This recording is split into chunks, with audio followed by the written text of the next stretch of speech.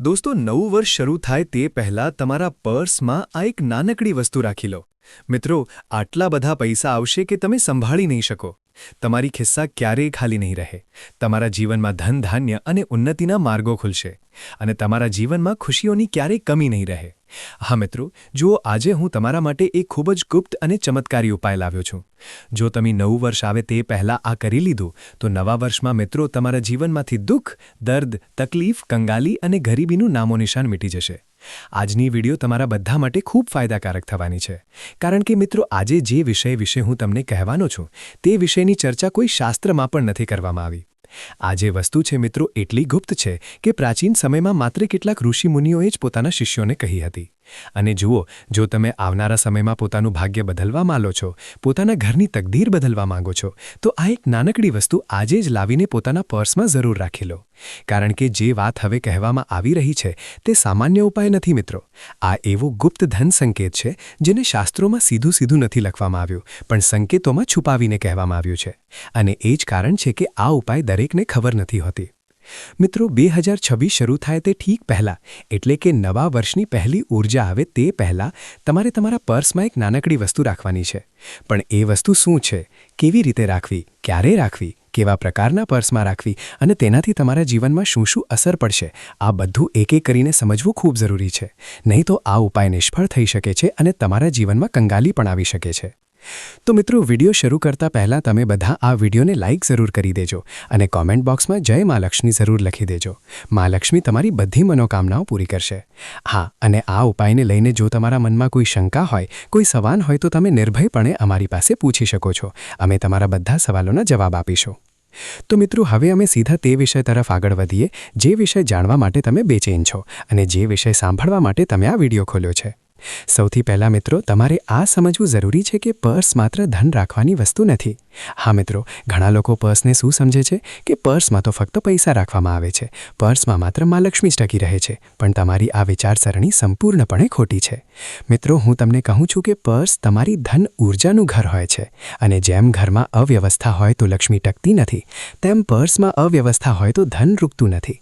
હા મિત્રો, એક માણસનું જીવન પણ તેનું પર્સ ચલાવે છે. કારણ કે જ્યારે તેનું પર્સ ભરેલું રહે તો તે માણસ પોતાના મનની દરેક વસ્તુ કરે છે, પોતાની ખુશી માટે બધું કરે છે. પણ જો તે માણસનું પર્સ ખાલી રહે તો તે માણસના જીવનમાં દુઃખોનો પહાડ તૂટી પડે છે.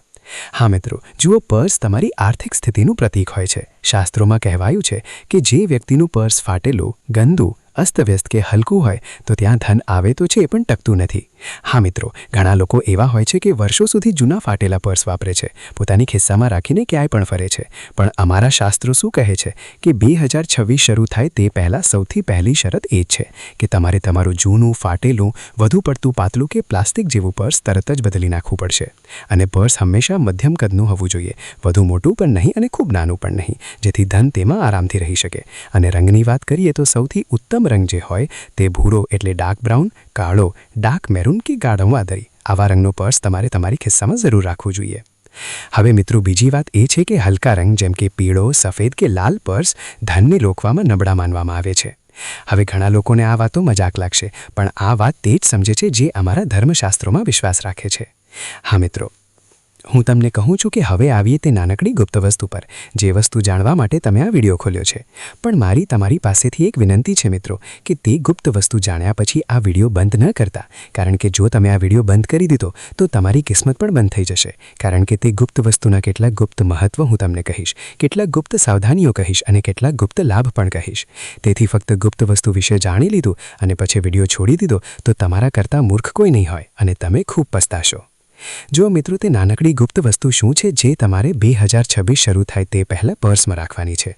તો આ કોઈ નોટ નથી. સૌથી પહેલી વાત તમે જાણી લો કે આ ન તો કોઈ નોટ છે, ન તો કોઈ સિક્કો છે અને ન તો કોઈ સામાન્ય વસ્તુ છે. કારણ કે આ વાતો હવે લગભગ બધા જાણે છે કે યાર, આ દેવીના મંદિરમાંથી મેં આ સિક્કો લાવ્યો છે, પર્સમાં રાખેલો તો પૈસા આવશે. આ દેવના મંદિરમાંથી મેં આ નોટ લાવી છે, પર્સમાં રાખેલો તો પૈસા આવશે. તમે ઘણી પ્રકારની વાતો સાંભળી હશે. કોઈ લોકો પર્સમાં કવડી રાખે છે, કોઈ હળદરની ગાંઠ રાખે છે, કોઈ મોરનું પીછું રાખે છે, તો કોઈ તુલસીનું પાન રાખે છે, પીપળનું પાન રાખે છે, કોઈ મંત્ર લખીને રાખે છે. પણ આ બધી વસ્તુ આ વિડીયોમાં હું તમને નથી કહેતો. આ જે ગુપ્ત વસ્તુ છે મિત્રો, હું ગેરંટી સાથે કહું છું કે આખા યુટ્યુબ ચેનલ પર તમને આજ સુધી કોઈએ આ નથી કહી હશે, કારણ કે આ વસ્તુ ખૂબ ગુપ્ત છે. ન તો શાસ્ત્રોમાં તેનો ઉલ્લેખ મળે છે અને ન તો કોઈ ઋષિમુનિએ આજ સુધી આ વસ્તુ પોતાના ભક્તોને કહી છે. માત્ર પ્રાચીન કાળમાં જે વિશિષ્ટ જ્ઞાની હતા, જે વિશિષ્ટ ઋષિમુનિ હતા, તેમણે માત્ર પોતાના શિષ્યોને જ આ ગુપ્ત વસ્તુ કહી હતી. અને પહેલાંના સમયમાં લોકો આ વસ્તુમાં ખૂબ વિશ્વાસ પણ કરતા હતા. પણ જેમ જેમ જમાનો આધુનિક થતો ગયો અને આ વસ્તુઓ લુપ્ત થતી ગઈ, તો આજે જે માહિતી હું તમને કહું છું તે માહિતી સામાન્ય સમજવાની ભૂલ બિલકુલ ન કરતા, કારણ કે જો તમે આ વિડીયોને સારી રીતે ન સમજ્યા, સારી રીતે ન જાણ્યા, તો હું ગેરંટી આપું છું કે તમને હંમેશા ધન માટે તરસવું પડશે. મિત્રો, સૌથી પહેલાં તો હું તમને કહી દઉં કે જો તમે સાવધાનીઓ ન સાંભળી તો તમને ધન માટે તરસવું પડશે. તમારા જીવનમાં દુઃખ, દર્દ અને ગરીબી તમને તકલીફ આપવા લાગશે અને ભયાનક બીમારીઓ પર તમને ઘેરવા લાગશે. તો જુઓ, આ જે નાનકડી વસ્તુ છે એ વસ્તુ ફક્ત તમારા પર્સમાં પૈસાને જ નથી રોકતી, પણ આ વસ્તુ તમારી આસપાસ જે નકારાત્મક ઊર્જા ફરતી હોય તેને દૂર રાખે છે અને તમારી તરફ સકારાત્મક ઊર્જાને આકર્ષિત કરે છે. અને આ તમને ભયાનકથી ભયાનક બીમારીમાં પણ રક્ષા કવચ બનીને ચાલે છે. એટલે કે જો તમે આ વસ્તુ લઈને કોઈ સુનસાન રસ્તા પર પણ જઈ રહ્યા હો, કોઈ અપવિત્ર જગ્યા પર પણ જઈ રહ્યા હો, તો પણ આ ઊર્જા તમારા માટે રક્ષા કવચની જેમ કામ કરશે. હવે જુઓ, આજના સમયમાં લોકોને તો આ જ વસ્તુ જોઈએ છે. લોકો ક્યાંય પણ અચાનક નીકળી પડે છે અને જ્યારે વાત આવે સુરક્ષાની તો લોકો ગભરાય છે. અરે યાર, મારી પાસે આ વસ્તુ નથી, મેં હનુમાનજીનો તાવીઝ નથી પહેર્યો, મેં કોઈ વસ્તુ હાથમાં નથી પહેરી, જો મેં આ જગ્યા પર જઈ ગયો તો મારું શું થશે? પણ આ જે નાનકડી વસ્તુ છે મિત્રો, આ નાનકડી વસ્તુ તમારી દરેક પ્રકારની ઊર્જાથી રક્ષા કરશે. તો જુઓ, આ જે વસ્તુ છે મિત્રો, આ વસ્તુ છે અશ્વત્થ વૃક્ષ, એટલે પીપળના ઝાડ નીચેથી લીધેલી એક અત્યંત નાની સૂકી જળનો ટુકડો. ધ્યાનથી સાંભળજો કે પીપળનું ઝાડ જે હોય તે સામાન્ય નથી વાતું. પીપળના ઝાડ વિશે ઘણી માન્યતાઓ છે. પીપળના ઝાડમાં 33 કરોડ દેવી દેવતાઓ પણ વાસ કરે છે. પીપળના ઝાડમાં મા લક્ષ્મી પણ વાસ કરે છે. પણ હું તમને પીપળના પાન વિશે નથી કહેતો, હું તમને પીપળની ડાળી વિશે નથી કહેતો. હું તમને કહું છું પીપળના ઝાડની એક નાની સૂકી થઈ ગયેલી જડ. પણ ધ્યાન રાખજો મિત્રો કે ફક્ત જડ જ કામ નહીં કરે. આ જડ પાછળની માન્યતા શું છે પહેલાં આ જાણી લો, કારણ કે જો તમે સીધી જડ લાવીને પર્સમાં રાખી દીધી તો ક્યાંક આ જડ તમારા પૈસાની, તમારી ધન વૃદ્ધિની, તમારી ધન આવકની જડને ન મિટાવી દે. હા, જુઓ, આ જડ તોડવાની બિલકુલ નથી, તેને કોઈ પણ હાલતમાં કાપવાની નથી. ફક્ત એ જ જડ લેવાની છે જે પહેલાંથી જમીન પર પડી હોય, સૂકી હોય અને ખૂબ નાની હોય. મેં તમને કહ્યું છે કે પીપળના ઝાડની જડ લેવાની છે. હવે ઘણા લોકો પીપળના ઝાડની જડ કાપવા દોડશે, તો એવું ના કરવાનું. ધ્યાનથી સાંભળજો કે તમે પીપળના ઝાડ પાસે જાઓ અને જો તમને પીપળના ઝાડ પાસે એક જડ તૂટેલી, પડેલી, સૂકી મળે તો તેને ઉપાડી લો. હવે મિત્રો જુઓ, હું તમને કહું છું કે જમીન પર પડેલી હોય, ખૂબ નાની હોય, એટલી નાની કે જ્યારે તમે એ જડને તમારા પર્સના ખાનામાં રાખી દો તો તમારી પણ નજર એ જડ પર ન પડે.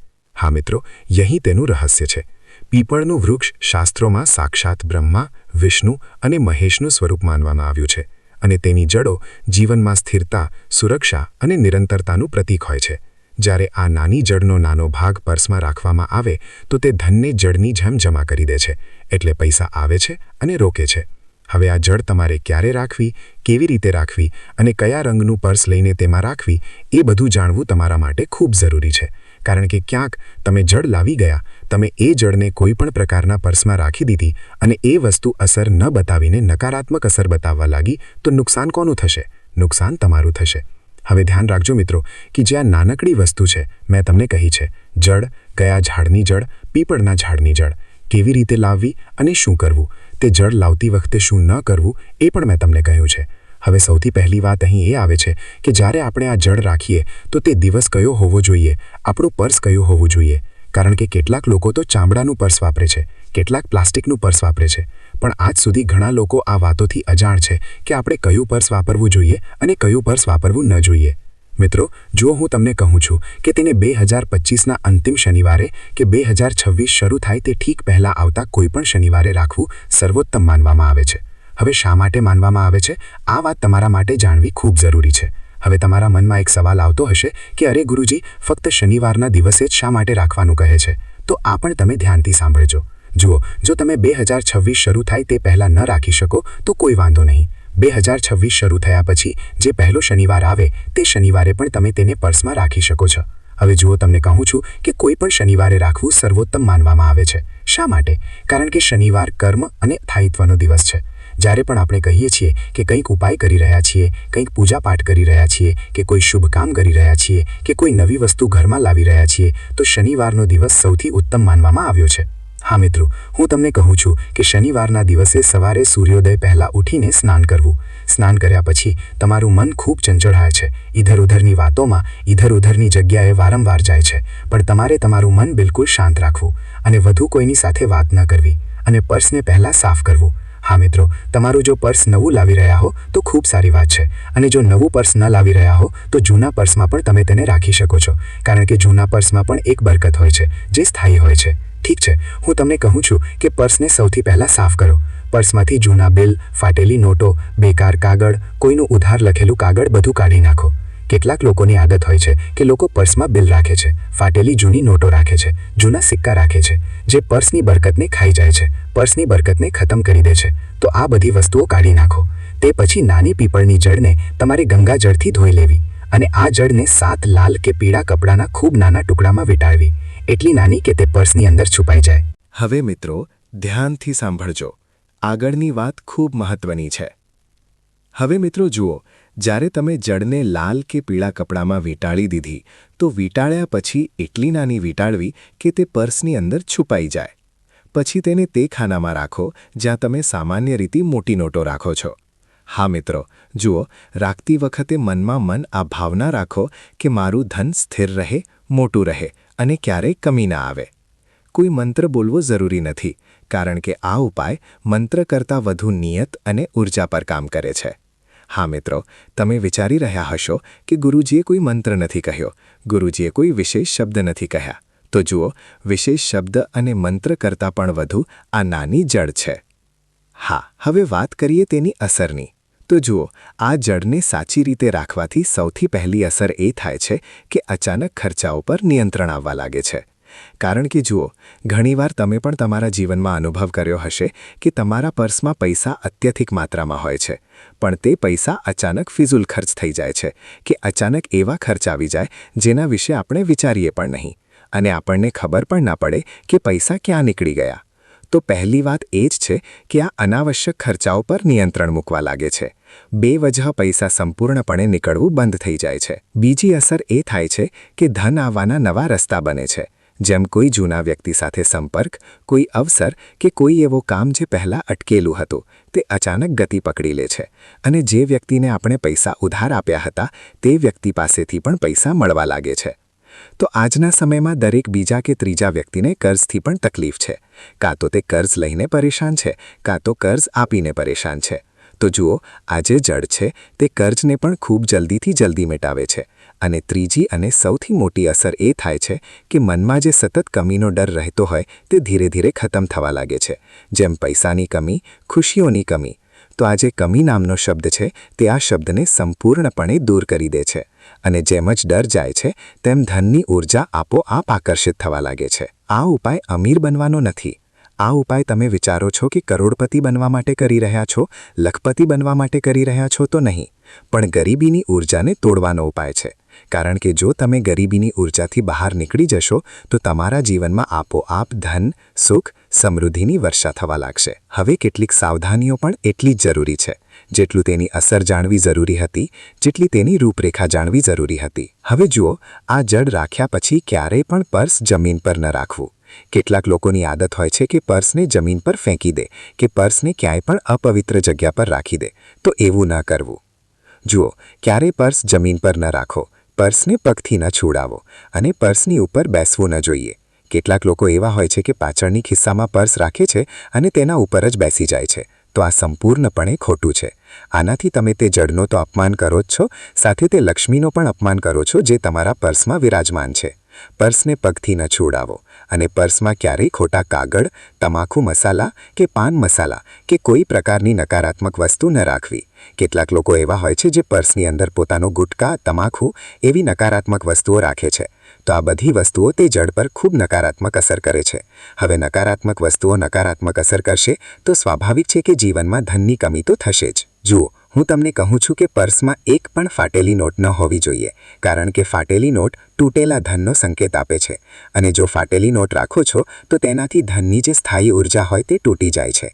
જો કોઈ કારણથી તે જડ ગુમ થઈ જાય તો ગભરાશો નહીં. જુઓ, તેનો અર્થ એ છે કે તેણે પોતાનું કામ પૂરું કરી દીધું છે અને તમે આગામી વર્ષે નવો ઉપાય કરી શકો છો. હવે એક ખૂબ ગુપ્ત વાત, આ ઉપાય કર્યા પછી તમારે કોઈને કહેવું નહીં. જુઓ, ઘણા લોકોની આદત હોય છે કે કામ થયું નથી તે પહેલાં જ ઢિંઢોરા પીટવા લાગે છે. કહેવા લાગે છે કે અરે મેં મારા પર્સમાં આ વસ્તુ રાખી છે, તેનાથી પૈસા આવશે, તું પણ રાખ. અરે મારા પર્સમાં એક વસ્તુ પડી છે, તને પછી કહીશ. એવી જે તમારી વસ્તુઓ છે એ ન કરવી. આ ઉપાય કર્યા પછી કોઈને કહેવું નહીં, ન બતાવવું, ન સમજાવવું. જુઓ, ધનની ઉર્જા બતાવવાથી નબળી પડે છે, કારણ કે જેટલું છુપાવીને રાખવામાં આવશે તેટલું વધુ અસર કરશે. તેથી જ આ ઉપાય દરેકને આપવામાં નથી આવતો. 2026ની શરૂઆતમાં જ્યારે મોટાભાગના લોકો ફક્ત સંકલ્પ અને યોજનાઓ બનાવતા હશે, તે સમયે તમારા પર્સમાં રાખેલો આ નાનો અદૃશ્ય સંકેત તમારા માટે સ્થિર ધન, માનસિક શાંતિ અને આર્થિક સુરક્ષાની નીંવ મૂકી દેશે. આ કોઈ ચમત્કાર નથી, રાતોરાત કરોડપતિ બનાવી દેશે નહીં, પણ આ નિશ્ચિત છે કે જે વ્યક્તિ તેને શ્રદ્ધા અને સાચા નિયમોથી કરશે તેના જીવનમાં આખું વર્ષ આ ભાવના નહીં આવે કે પૈસા નથી. અને જ્યારે મનમાંથી આ ભાવના જતી રહે છે તો લક્ષ્મી આપોઆપ રસ્તો શોધીને તે વ્યક્તિ પાસે પહોંચવા માટે આવે છે. જુઓ, આ ઉપાય કરવા સાથે તમારે એક વસ્તુ વધુ રાખવી કે પોતાના મનમાં સકારાત્મકતા. કારણ કે જો તમે આ ઉપાય બેમનથી કર્યો, આ ઉપાય કર્યા પછી પણ તમારા મનમાં શંકા આવી રહી છે કે અરે થશે કે નહીં થાય, તમારા મનમાં આ ડર રહેશે કે અરે પૈસા ન આવ્યા તો જો તમે આ બધું કરશો તો લક્ષ્મી આવતી પણ અટકી જશે અને તમારા ઘરમાં, તમારા જીવનમાં ક્યારેય પ્રવેશ નહીં કરે. તેથી તમે કોઈ પણ ઉપાય કરો છો, કોઈ પણ પૂજા પાઠ મંત્ર કરો છો તો તમારે સૌથી પહેલાં સકારાત્મક બનવું પડશે, કારણ કે સકારાત્મકતા વગર કોઈ પણ અસર નથી કરતું. સકારાત્મકતા વગર કોઈ પણ મંત્ર અસર નથી કરતું. તો જુઓ, અમે આ વિડીયોમાં તમને બધી જ માહિતી આપી છે જે તમારા માટે ખૂબ જરૂરી છે. તો હવે તમે બધાને જો અમારા દ્વારા કહેલો આ ઉપાય પસંદ આવ્યો હોય, આ માહિતી ખૂબ સારી લાગી હોય તો અમારી આ વિડીયોને લાઇક જરૂર કરજો.